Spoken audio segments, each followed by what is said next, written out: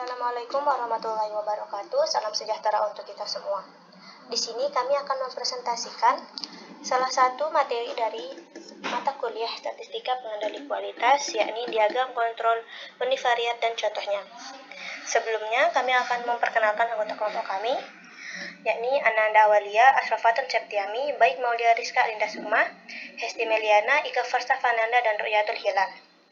Selanjutnya, adapun pokok bahasan yang akan dibahas dalam presentasi kali ini meliputi kontrol chart variabel dan kontrol chart atribut.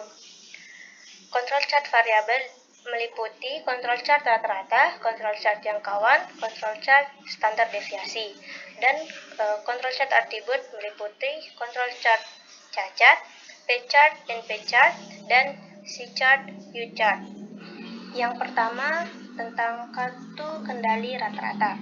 Kartu kendali rata-rata merupakan kartu kendali yang berdasarkan perhitungan rata-rata yang dikombinasikan dengan simpangan baku dan jangkauan, sehingga dapat menjadikan kontrol baik bahan baku ataupun barang jadi.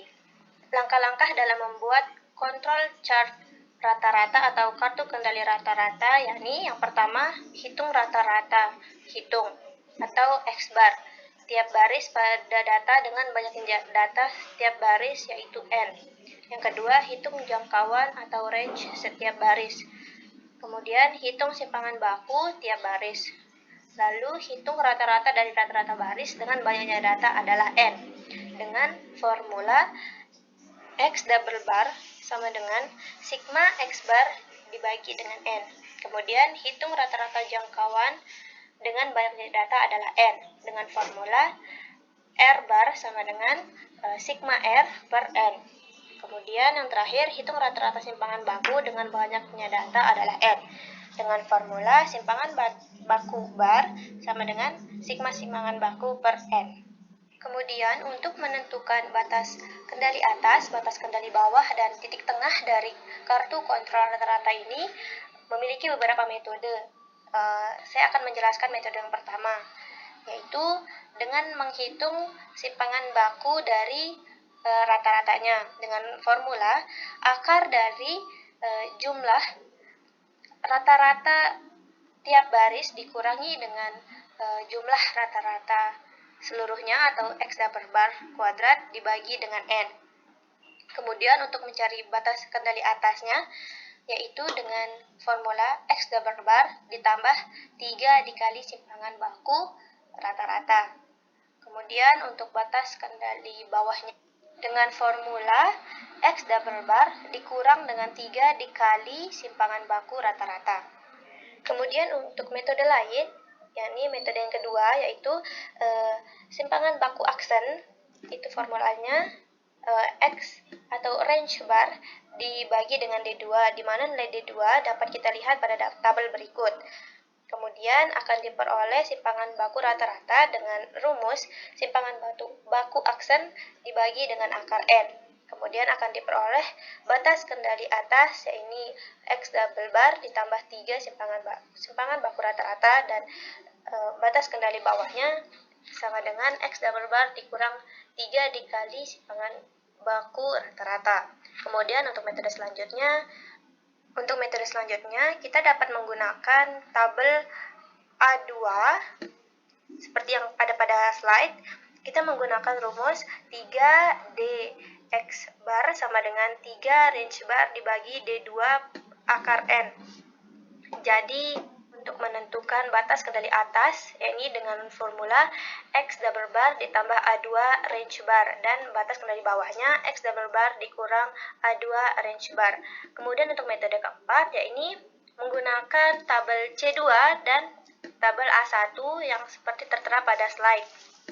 Kemudian untuk menentukan batas kendali atasnya hampir sama, yaitu dengan formula X double bar ditambah A1 simpangan baku bar, dan batas kendali bawahnya dengan X double bar dikurang A1 simpangan baku bar.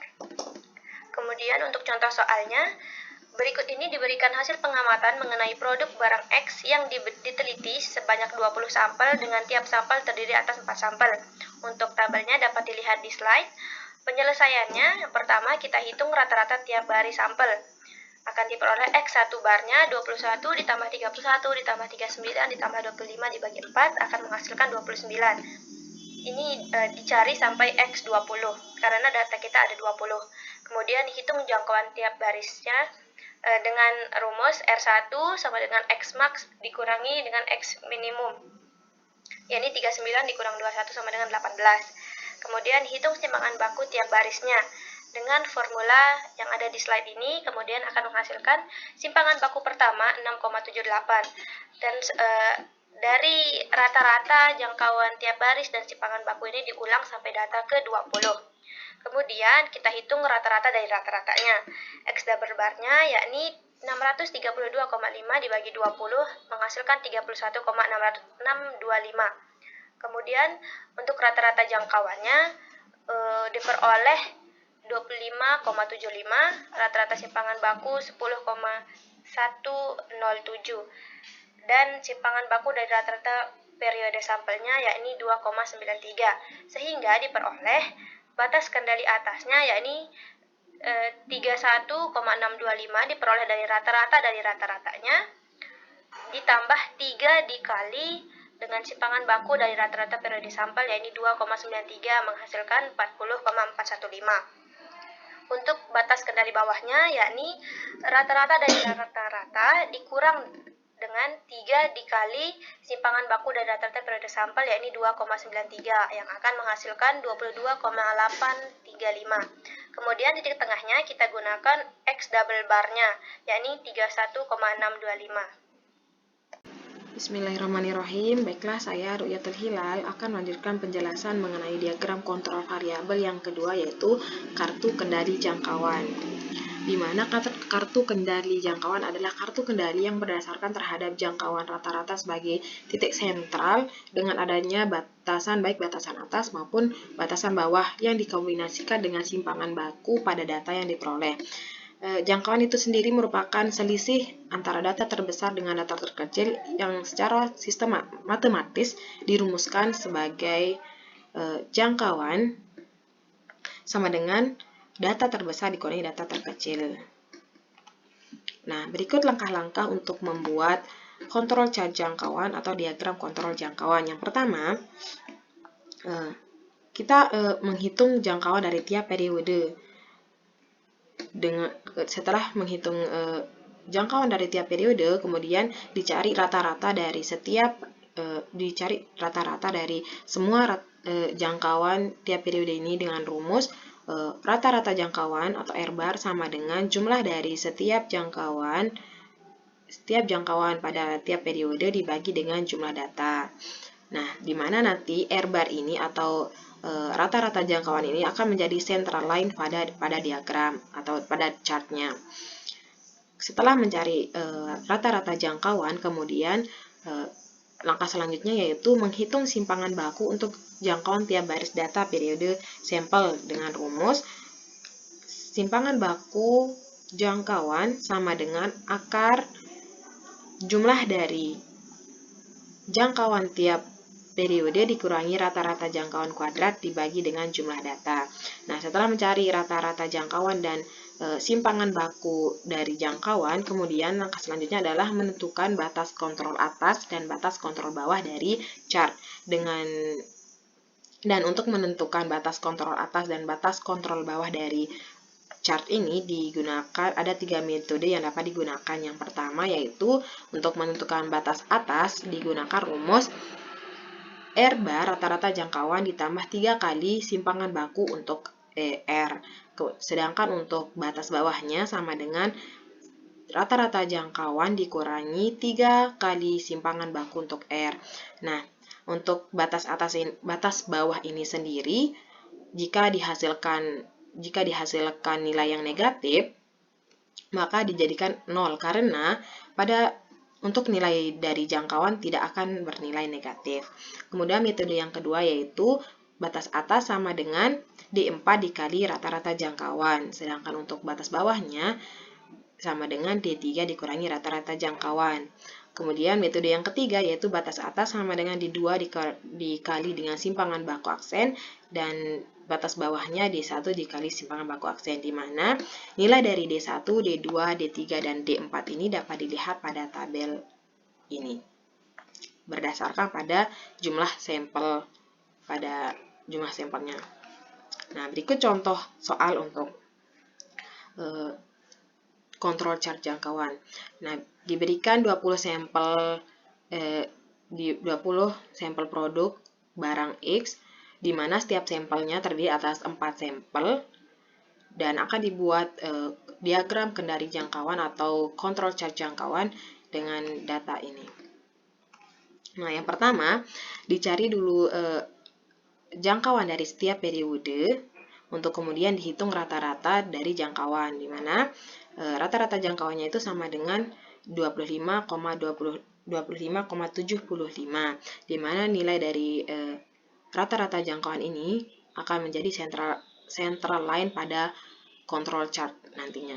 Setelah dicari rata-rata jangkauannya, kemudian dicari simpangan baku dari jangkauan dan didapatkan nilai 8,252. Setelah didapatkan nilai rata-rata jangkauan dan simpangan baku dari jangkauan, kemudian ditentukan kontrol atas atau batas atas dan kontrol bawah atau batas bawah dari kontrol chart nantinya. Nah, di sini digunakan metode yang pertama, yaitu batas atas sama dengan R bar ditambah 3 kali simpangan baku dari R, dan didapatkan nilai 50,506 untuk batas atas, sedangkan untuk batas bawahnya didapatkan nilai 0,994. Dari nilai-nilai ini dihasilkan kontrol chart jangkauan sebagai berikut.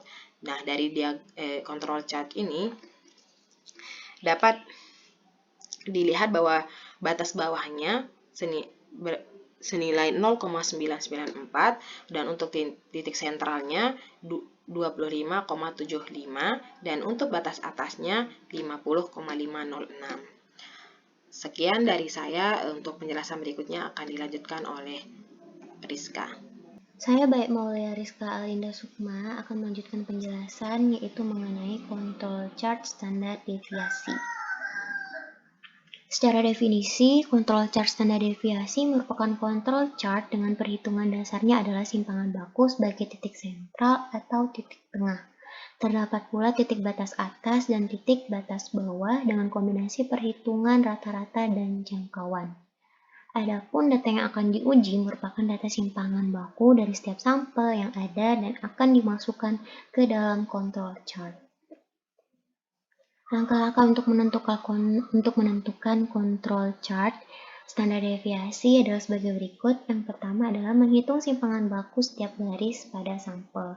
Dengan perumusan, simpangan baku setiap baris pada sampel sama dengan akar dari sigma AI dikurangi A bar, kemudian dipangkatkan 2, lalu dibagi dengan N kecil, di mana AI adalah data ke I pada sampel baris ke I.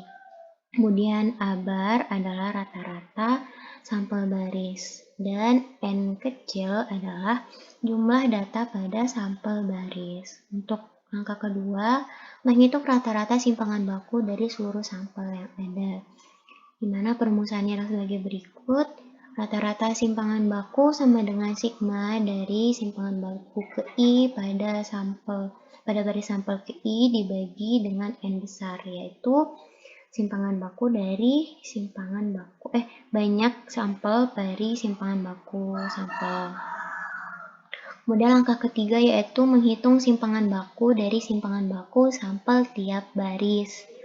Rumusannya sebagai berikut, yaitu simpangan baku dari simpangan baku sampel sama dengan akar dari sigma simpangan baku sampel ke I dikurangi rata-rata simpangan baku sampel, kemudian dipangkatkan 2, lalu dibagi dengan N besar, di mana N besar ini adalah banyaknya sampel pada kolom sampel.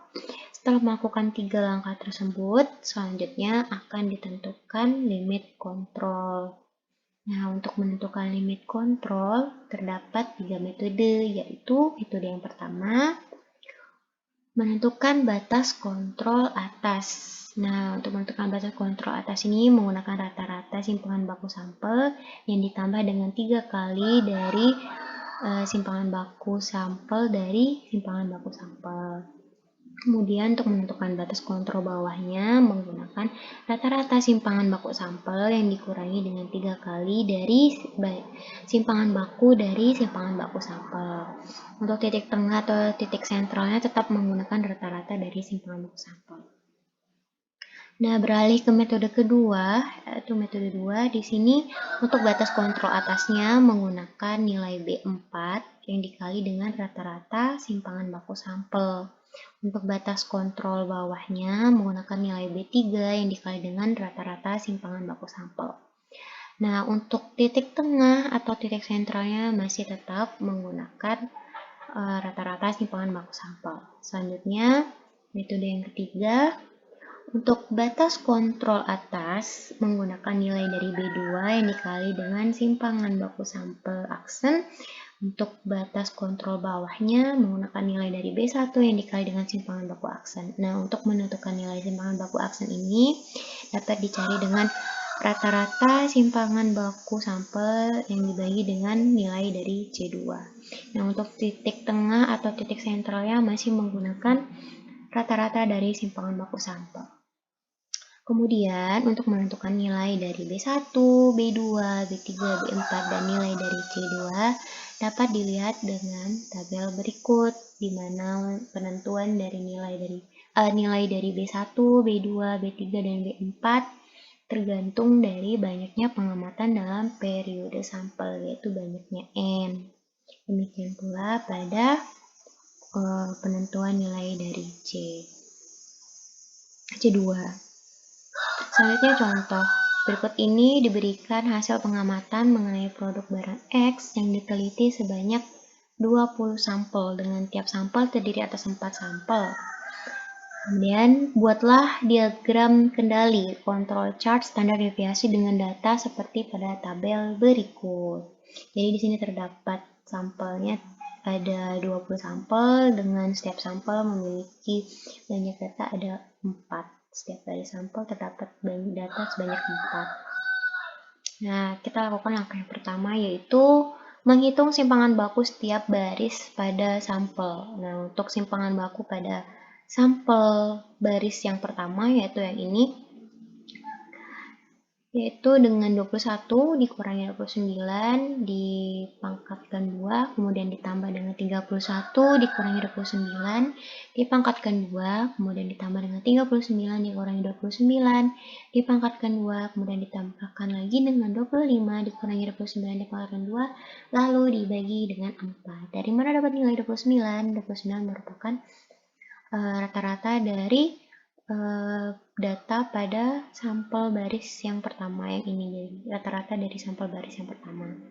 Kemudian dibagi dengan 4 dan diperoleh simpangan baku dari baris sampel yang pertama yaitu 6,78. Kemudian dilanjutkan seterusnya untuk menentukan simpangan baku ke-1, baris ke-1, ke-2, ke-3 sampai ke-20.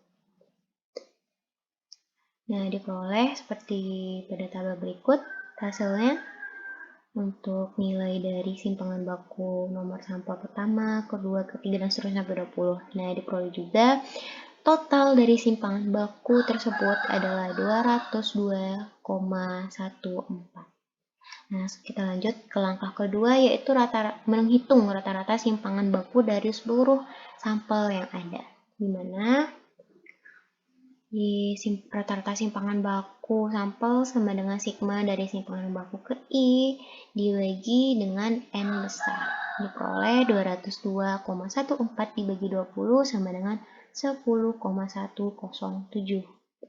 Nah, setelah itu kita lanjut ke langkah ketiga, yaitu menghitung simpangan baku dari simpangan baku sampel tiap baris. Di mana menggunakan rumus yang tadi diperoleh hasilnya adalah 11,08. Nah, setelah melakukan 3 langkah yang tadi, selanjutnya akan ditentukan limit kontrol yang nanti akan dimasukkan ke dalam control chart. Nah, untuk batas kontrol atasnya menggunakan rata-rata simpangan baku sampel ditambah dengan 3 kali simpangan baku dari simpangan baku sampel, diperoleh 40, untuk batas kontrol atasnya 43,347. Untuk batas kontrol bawahnya diperoleh minus 23,133. Untuk titik tengah atau titik sentralnya masih tetap sama menggunakan rata-rata simpangan baku sampel yaitu 10,107.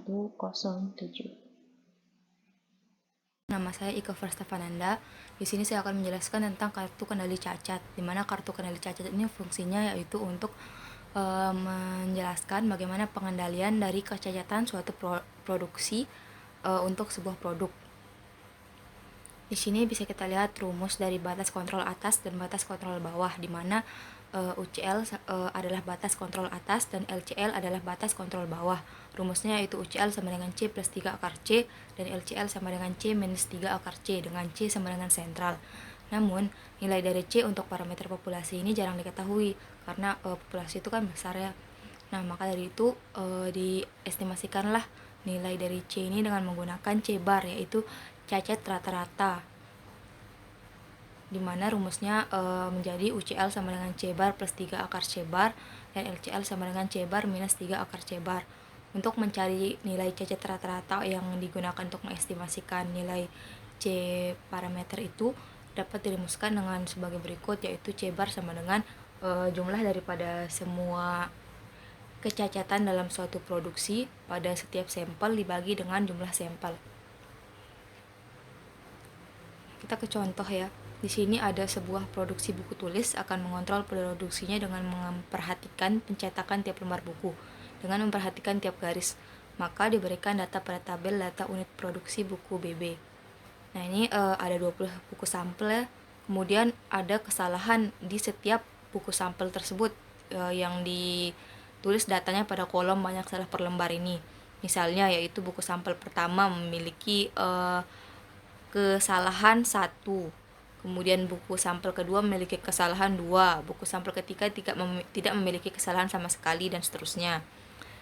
Hal yang pertama kali kita lakukan yaitu mencari dari C rata-ratanya ya, cacat rata-ratanya itu C bar, itu yang tadi kita sudah ketahui rumusnya yaitu sigma CI per N. Kemudian kita tambahkan setiap kesalahan dari setiap sampel 1 tambah 2 tambah 0 tambah 3 dan seterusnya sehingga kita mendapatkan 39, kemudian dibagi dengan jumlah sampelnya yaitu 20 sehingga kita mendapatkan nilai estimasi dari sentral yaitu 1,95.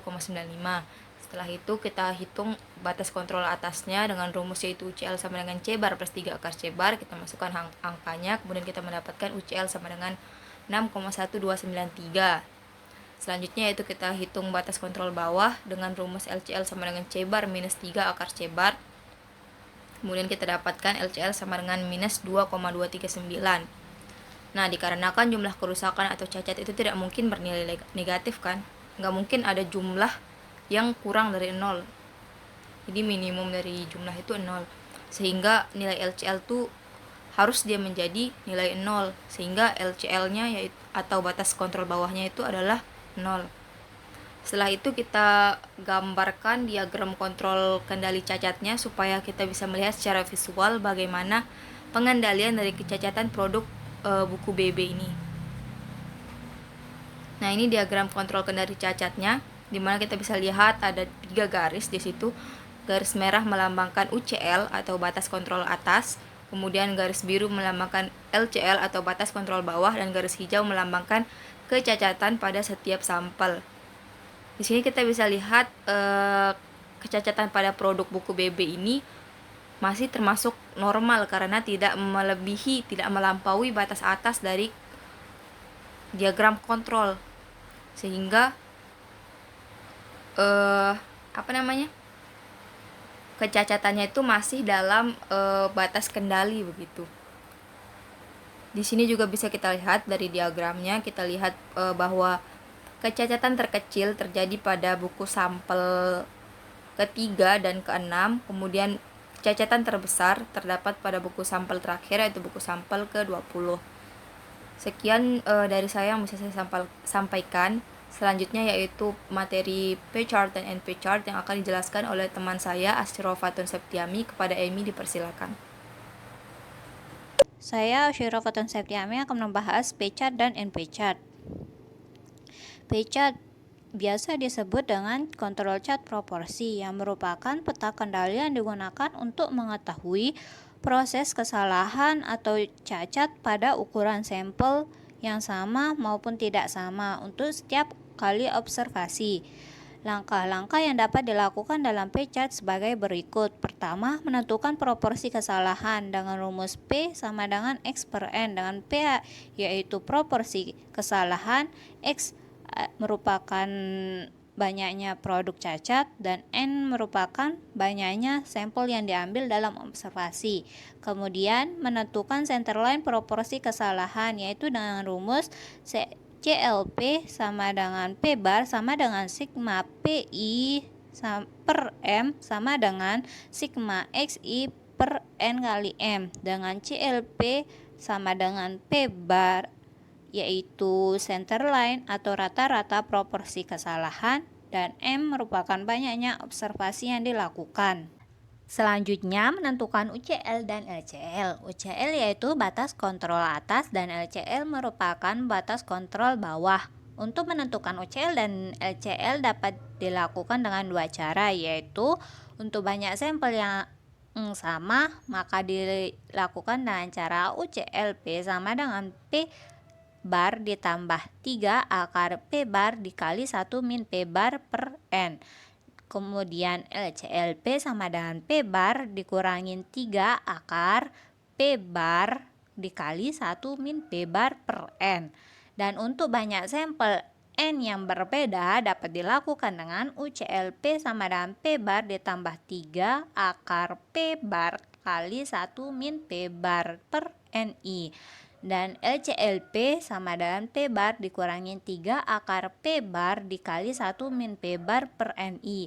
NI ini berarti jika sampel yang setiap observasi berbeda, sehingga berbeda pula nilai UCL dan LCL-nya untuk setiap observasi, di mana UCL yaitu upper control limit proporsi kesalahan dan LCLP merupakan lower control limit proporsi kesalahan. Selanjutnya membuat plot. Selanjutnya NP-chart. NP-chart merupakan peta kendali yang digunakan untuk mengetahui banyaknya kesalahan atau cacat pada ukuran sampel yang sama untuk setiap kali observasi. Untuk NP-chart hanya untuk ukuran sampel yang sama saja, sedangkan P-chart dapat untuk ukuran sampel yang sama maupun yang berbeda.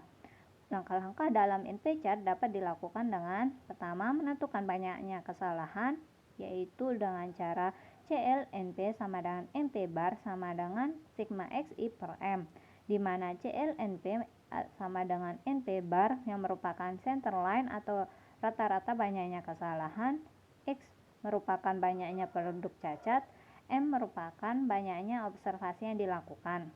Kemudian yang kedua menentukan UCL dan LCL. UCL yaitu batas kontrol atas dan LCL merupakan batas kontrol bawah, yaitu dengan cara UCL NP sama dengan NP bar ditambah 3 akar NP bar dikali 1 min P bar, dan LCL NP sama dengan NP bar dikurangin 3 akar NP bar dikali 1 min P bar, di mana UCL NP sama dengan upper control limit banyaknya kesalahan dan LCL NP merupakan lower control limit banyaknya kesalahan.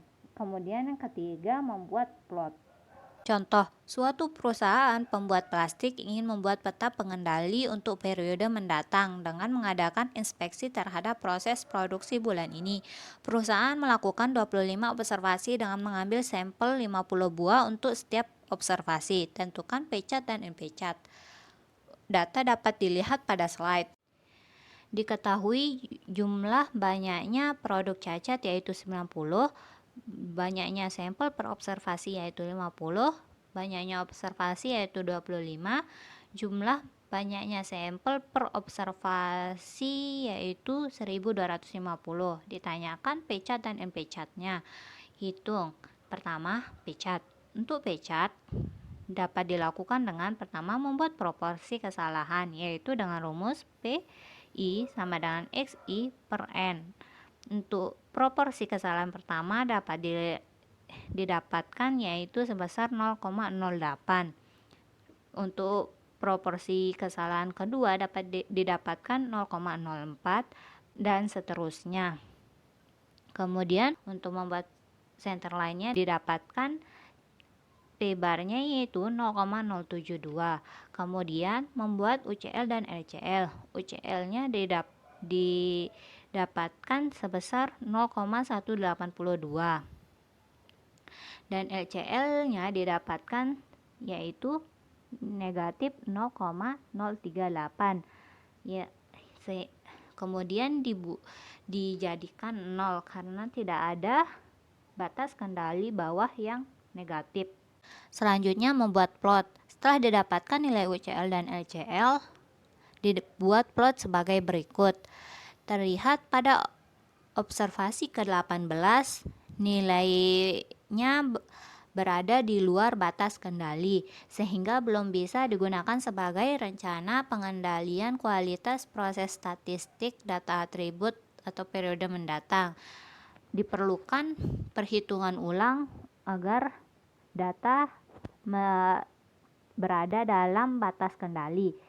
Dilakukan dengan cara CLP sama dengan P-bar sama dengan jumlah banyaknya produk cacat dikurangin produk cacat pada data ke-18 dibagi jumlah banyaknya sampel dikurangin banyaknya sampel pada data ke-18 sama dengan 0,067. Kemudian dicari nilai UCL dan CL-nya atau batas kontrol atas dan batas kontrol bawah. Batas kontrol atas yang didapatkan yaitu 0,173 dan batas kontrol bawahnya yaitu negatif 0,039 yang dijadikan 0.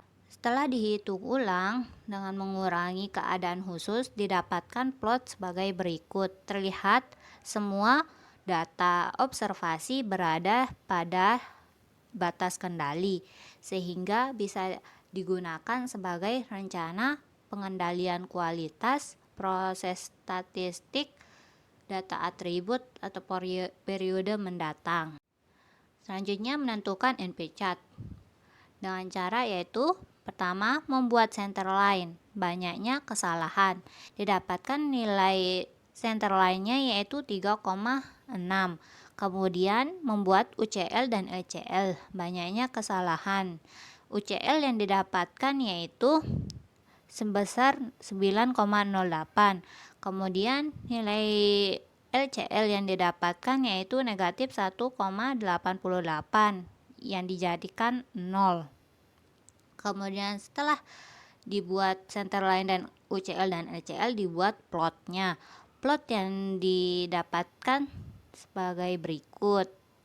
Terlihat pada layar. Nah, pada layar ini pada observasi ke-18 terdapat data observasi yang melebihi luar batas kendali sehingga dilakukanlah perhitungan ulang. Dilakukan dengan cara yaitu CLNP sama dengan NP bar dikurangin jumlah banyaknya produk cacat dikurangin banyaknya produk cacat observasi ke-18 dibagi banyaknya observasi secara keseluruhan dikurangin banyaknya observasi yang melebihi batas UCL sehingga didapatkanlah CLNP sama dengan 3,33. Kemudian dicari nilai P-barnya. P-bar ini bisa dilihat pada nilai P-chart. Kemudian dicari nilai UCL dan LCL-nya.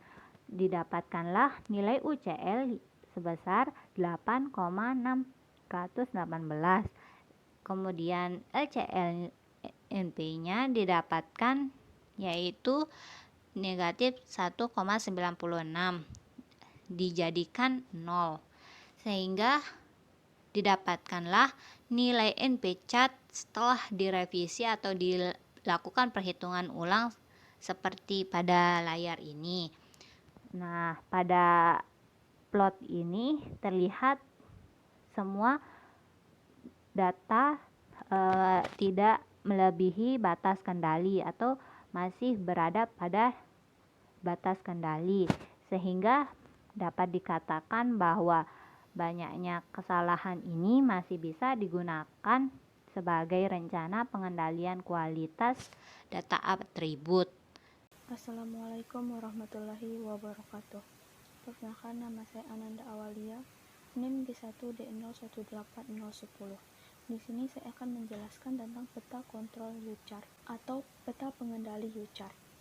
Peta pengendali U-chart digunakan untuk mengadakan pengujian terhadap kualitas proses produksi dengan mengetahui banyaknya kesalahan pada suatu unit produk sebagai sampelnya. Peta kendali U-chart penggunaannya sama seperti peta kendali E-chart, seperti jumlah N tidak harus konstan. Selanjutnya, peta kontrol U-chart untuk sampel varians, rumusnya yaitu CLU sama dengan U bar sama dengan sigma CI per N kali M, di mana CI merupakan banyaknya kesalahan pada setiap unit sebagai sampel tiap observasi, dan N merupakan ukuran sampel, dan M yaitu banyaknya observasi yang dilakukan. Selanjutnya yaitu UCL, U atau U bar ditambah 3 akar U bar per N. Dan yang terakhir merupakan LCL sama dengan U bar dikurang 3 akar U bar per N. Adapun contohnya, yaitu perusahaan karpet yang membuat karpet hasil industri kecil ini ingin membuat pengendalian mutu untuk prosesnya dengan melihat beberapa jumlah kesalahan yang disebabkan karena adanya bercak-cat pada karpet tersebut. Karpet dibuat dengan ukuran luas 100 cm persegi setiap karpetnya. Hasil observasi yang menunjukkan data kesalahan yang berupa bercak-cat pada karpet tersebut sebagai berikut. Terdapat 25 observasi yang dilakukan dengan ukuran sampel 1 meter persegi dengan jumlah cat yang berbeda. Setelah kita lihat data tersebut, maka dapat diselesaikan dengan CLU sama dengan U bar sama dengan sigma CI per NM sama dengan 189 dibagi 1 dikali 25 sama dengan 7,56, dan UCLU sama dengan U bar ditambah 3 akar U bar bagi N sama dengan 7,56 ditambah 3 dikali akar 7,56 sama dengan 15,809, dan LCLU sama dengan U bar dikurang 3 akar U bar per N sama dengan 7,56 dikurang 3 kali 7,56 sama dengan min 0,689. Pada grafik U-chart terlihat bahwa data observasi ke-9 berada di luar batas kontrol yang disebabkan oleh sebab khusus, sehingga harus direvisi agar tidak keluar untuk melewati batas kontrol tersebut dengan cara U bar dikurangi dengan batas kontrol, sehingga CLU U bar sama dengan sigma CI per N kali M sama dengan 189 dikurang 16 dibagi 1 dikali 25 dikurang 1 sama dengan 7,208. Selanjutnya untuk UCLU sama dengan U bar ditambah 3 kali akar U bar per N sama dengan 7,208 ditambah 3 kali akar 7,208 sama dengan 15,262. LCLU sama dengan U bar dikurang 3 dikali akar U bar dibagi N sama dengan 7,208 dikurang 3 kali akar 7,208 sama dengan min 0,846 sama dengan 0, karena jumlah kerusakan atau cacat tidak mungkin bernilai negatif, maka LCL bernilai negatif harus dijadikan 0 sehingga LCL sama dengan 0. Pada grafik tersebut dapat dilihat bahwa setelah diperbaiki, tampak semua data telah berada dalam batas peta kendali, di mana data yang dihasilkan oleh perusahaan dalam memperbaiki proses produksinya dapat dilakukan pada periode berikutnya. Sekian dari saya. Wassalamualaikum warahmatullahi wabarakatuh.